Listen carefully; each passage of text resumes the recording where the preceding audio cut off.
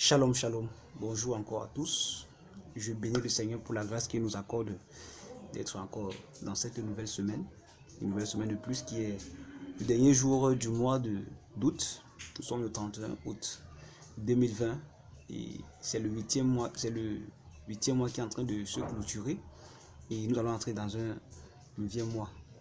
Déjà, je tiens d'abord à m'excuser d'avoir mis quelques jours sans pouvoir faire les vidéos. C'était pas possible, mais par la grâce de Dieu, maintenant c'est possible.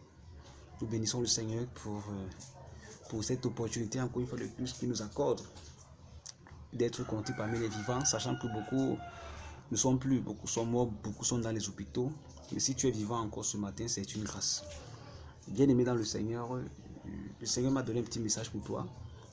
C'est dans le livre de 2 Timothée chapitre 2, le verset 19. 2 Timothée chapitre 2, le verset 19, je lis pour la gloire du Seigneur Jésus. Il est dit: néanmoins, le solide fondement de Dieu reste debout avec ses paroles qui lui servent de sceau. Le Seigneur connaît ceux qui lui appartiennent, et quiconque prononce le nom du Seigneur, qu'il s'éloigne de l'iniquité. Amen. Quiconque prononce le nom du Seigneur, qu'il s'éloigne de l'iniquité. C'est une recommandation que l'apôtre Paul donnait à son fils spirituel Timothée, qui était un pasteur à son époque. Et Paul ici a souligné deux choses. La première chose qu'il a souligné, il a parlé du solide fondement. Et la seconde chose qu'il a souligné, c'est s'éloigner du péché quand on veut invoquer le nom du Seigneur. Bien aimé dans le Seigneur, pour ceux qui se rappellent, pour ceux qui lisent la parole et qui connaissent la parabole du Seigneur Jésus concernant les deux maisons, l'une qui était bâtie sur le sable et l'autre qui était bâtie sur le roc. Et le Seigneur Jésus expliquait que quand une maison est bâtie sur le sable, elle ne peut pas subsister face à la tempête, face aux pluies, face à beaucoup de choses. Par contre, quand elle est bâtie sur le roc, elle est capable de survivre à n'importe quel genre de situation. Et c'est la réalité malheureusement dans l'église, c'est qu'il y a plusieurs personnes que leur fondement spirituel s'est bâti sur le sable, tandis que d'autres s'est bâti sur le roc. Comment est-ce que les fondements spirituels peuvent être bâtis sur le sable? Et bien c'est parce que quand on vient à Jésus, quand on vient à Dieu, ce n'est pas pour les choses du ciel. Ce n'est pas pour les choses célestes, mais c'est pour les choses charnelles, c'est pour les choses terrestres. Je me rends compte que beaucoup de personnes cherchent le Seigneur pas parce qu'ils veulent être débarrassés de cette vie de péché, pas parce qu'ils veulent, pas parce qu'ils cherchent automatiquement le ciel, mais c'est à cause des situations de la vie, c'est à cause des situations difficiles de la vie, des conditions qui peuvent parfois être vraiment déplorables, et c'est pour cela que beaucoup viennent au Seigneur Jésus. En partie, elle est bien, mais en autre part, elle n'est pas du tout bien. Pourquoi? Parce que quand nos désirs charnels qui nous poussent à venir à Dieu sont comblés, il est hyper difficile de garder la voie. Je vais prendre un cas qui est très simple. Quand nous lisons dans la Bible par exemple, le peuple d'Israël était esclave en Égypte. Le Seigneur, Dieu a envoyé Moïse pour pouvoir les délivrer de l'esclavage en Égypte. En fait, eux, ils ne comprenaient même pas pourquoi Dieu les a délivrés. Pour eux, ils voyaient juste la souffrance, disons, l'esclavage qu'ils subissaient en Égypte. Mais ils ne voyaient pas plus loin que Dieu. Parce que Dieu leur a promis qu'il va les amener dans un pays où coule le lait et le miel. Et qu'est-ce qui se passe? Dans le désert, ils commencent à se plaindre. Il n'y a pas l'eau après 3 jours. Il n'y a pas la viande. Il n'y a pas ceci, il n'y a pas cela. Ils commencent à se plaindre. Pourquoi? Parce que les fondements, disons la motivation qui leur avait fait pousser de sortir de l'Égypte, ce n'était pas celle que Dieu avait leur concernant. C'est la raison pour laquelle ils étaient obligés de périr dans le désert. Bien aimé, ce matin, je vais te poser cette question. Sur quel fondement es-tu? Qu'est-ce qui te motive à chercher Dieu? Est-ce que c'est parce que tu veux les biens de ce monde? Est-ce que c'est parce que tu veux une vie meilleure sur la terre? Ou bien c'est parce que tu recherches les choses du ciel? La personne qui recherche les choses du ciel n'est jamais troublée par rapport à ce qui peut vivre sur la terre. Amen. Une personne qui recherche automatiquement les choses célestes, c'est une personne qui ne peut pas être troublée, qui ne peut pas être dans la distraction de ce monde. Et quand nous voyons par exemple l'église primitive était celle-là qui recherchait les choses en haut. C'était celle-là qui était cramponnée, corps, âme et esprit, à rechercher, à plaire à Dieu. Or, par contre, de nos jours, nous nous rendons compte que beaucoup de personnes viennent au Seigneur, mais c'est pour d'autres motivations. Et c'est la raison pour laquelle, quand leurs désirs ne sont pas comblés, on va donc commencer à faire d'église en église. Pourquoi? Parce qu'on cherche le pasteur, le prophète qui a l'onction. Aujourd'hui, beaucoup de personnes courent vers les prophètes. Ils cherchent, on veut aussi avoir des prophéties dans nos vies. On veut aussi que Dieu nous parle entre guillemets. Pourquoi? Parce que la motivation n'est pas le ciel. Vous allez voir, vous-même, faites le constat. Les églises où on fanfaronne les gens, où on miroite les gens sont toujours pleines. Parce que les gens sont comme aussi le peuple d'Israël en Égypte. On veut sortir de l'oppression égyptienne, de l'oppression de Pharaon, mais on ne veut pas être délivré de l'oppression des démons, de l'oppression de Satan. Amen. Alors Paul va donc dire à Timothée que le solide fondement subsiste. Bien aimé, dans quel fondement es-tu? Les réelles motivations de ta quête à Dieu vont déterminer le fondement sur lequel tu es posé. Certaines personnes sont à l'église. Ils sont frustrés, ils sont tristes. En fait, bref, ils sont dans une sorte de mélancolisme spirituel parce que leurs attentes envers Dieu n'est pas comblée. Et c'est la raison pour laquelle plusieurs abandonnent le Seigneur.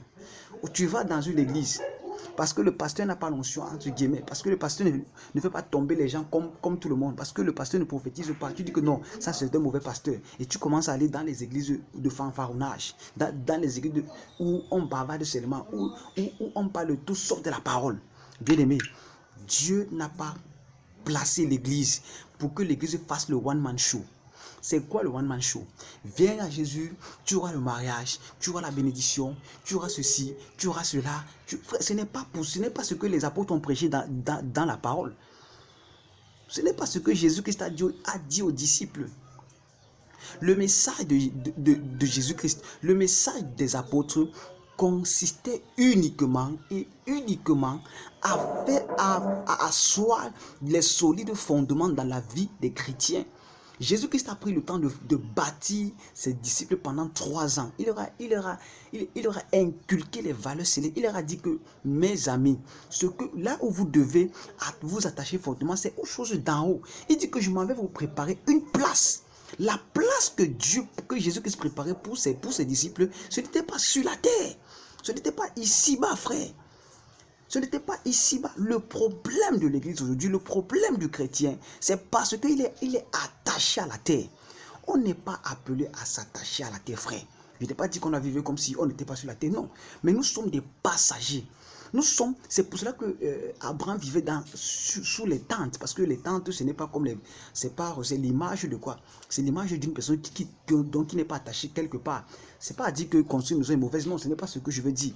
Mais je veux tout simplement dire que nous devons vivre avec une espérance éternelle et non une espérance passagère. Selon le critère des hommes, la réussite, c'est quand tu t'es marié, tu as pu construire, tu as un bon compte bien rempli, tu es capable de soutenir tout le monde. En fait, selon les hommes, c'est ça la réussite, mais selon Dieu, ce n'est pas ça la réussite. La réussite, selon Dieu, c'est quand tu as bâti, ou bien disons que tu as casé ta richesse dans le ciel. Beaucoup de chrétiens s'activent à bâtir des choses sur la terre, mais dans le ciel, c'est vide. D'où l'exemple de l'église de Laodicée, qui était une église vraiment belle, où il y avait beaucoup de riches qui finançaient l'église. Mais Jésus-Christ a fait un constat amer, que tu ne sais pas que tu es aveugle, pauvre et nu. Cette église était nue, malgré que sur la terre, elle était jolie. Oui, frère. Pourquoi? Parce que Laodicée avait quitté le fondement apostolique, avait quitté ce solide fondement que les apôtres ont laissé, frère. Sur quel fondement es-tu? La deuxième chose qu'il a dit, il a dit que celui qui invoque le nom du Seigneur, qui prononce, que dans d'autres versions c'est écrit que celui qui invoque le nom du Seigneur s'éloigne du péché. Bien aimé, Dieu ne s'intéresse pas à ta belle voix. Qu'est-ce que je veux dire par là? Je me rappelle bien, quand j'étais encore dans l'église pentecôtiste de mes parents, il y avait une soeur qui avait l'habitude de chanter à l'église. Et quand elle venait chanter à l'église, elle avait une très belle voix. Ça, c'était même pas discuté. Mais elle venait chanter à l'église dos nu. C'est-à-dire quoi? Elle portait un habit, mais son dos était nu. Et derrière, c'était les anciens qui restaient là-bas. Vous pensez que parce qu'elle a une très jolie voix, elle chante super bien, mais étant habillée de manière impudique, vous pensez que la gloire de Dieu va se déverser en elle? C'est impossible. C'est impossible. Tu ne peux pas vivre dans le péché et vouloir prononcer le nom du Seigneur. C'est une abomination. Que celui qui veut invoquer le nom du Seigneur s'éloigne de l'iniquité.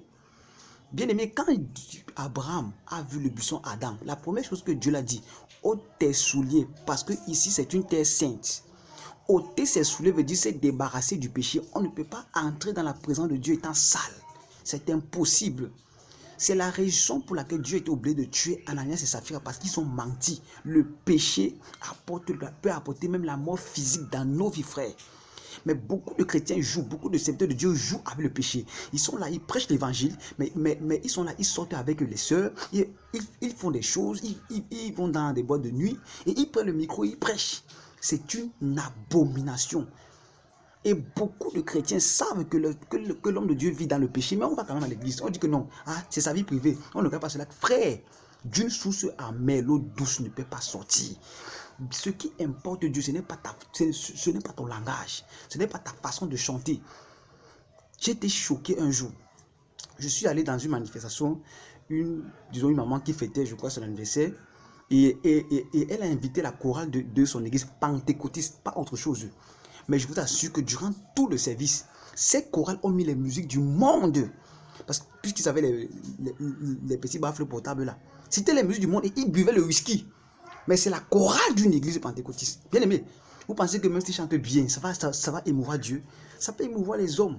Mais ça ne va jamais émouvoir Dieu, parce que Dieu ne peut pas accepter l'adoration qui vient du source amère. C'est la raison pour laquelle il a dû blâmer les démons qui le reconnaissaient comme Jésus-Christ. Parce que les démons n'ont pas le droit d'adorer Jésus.